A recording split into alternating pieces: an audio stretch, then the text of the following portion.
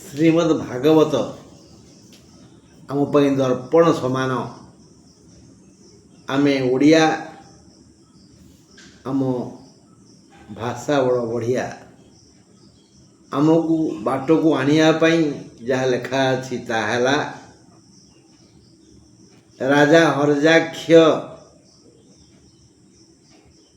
ନିଜ ଏକମାତ୍ର ଶୋଭନା ସୁନ୍ଦରୀ ସୁଶୀଳା କନ୍ୟା, ତା ନା ସୁନୟନା, ତାକୁ ଆନନ୍ଦ ଦେବା ପାଇଁ ଥରେ ପାତ୍ର ମନ୍ତ୍ରୀ ସୈନ୍ୟ ସାମନ୍ତଙ୍କ ଗହଣରେ ଗଜ ବାଜି ଧରି ଜଙ୍ଗଲକୁ ଗଲେ।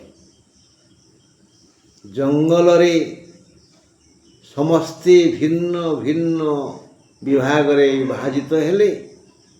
କିଶୋରୀମାନେ ଅଲଗା, ନାରୀମାନେ ଅଲଗା, ଯୁବକମାନେ ଅଲଗା, ବୟସ୍କମାନେ ଅଲଗା, ଏମିତି ସମସ୍ତେ ଆନନ୍ଦ ଉପଭୋଗ କରୁଥିଲା ବେଳେ ରାଜା ଶୁଣିଲେ ହାତୀ ଘୋଡ଼ା ଗର୍ଜନ କରୁଛନ୍ତି, ଗଜବାଜି ଗର୍ଜନ କରୁଛନ୍ତି ଏବଂ ସମସ୍ତେ ବ୍ୟସ୍ତ ହେଉଛନ୍ତି। ରାଜା ନିଜେ ବି ବ୍ୟସ୍ତ ହେଉଛନ୍ତି। କାହିଁକି ନା କାହାର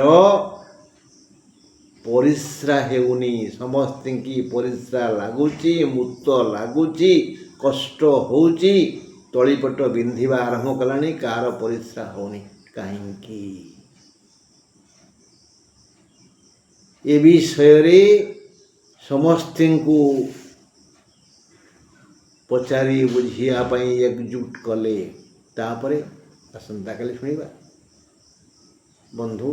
ସର୍ଟ ଭିଡ଼ିଓ ବା କମ୍ ସମୟ। ଏବେ ଆମେ 12 ରାଶି ଉପରେ ଆଲୋଚନା କରିବା। ରହିଲି, ନମସ୍କାର।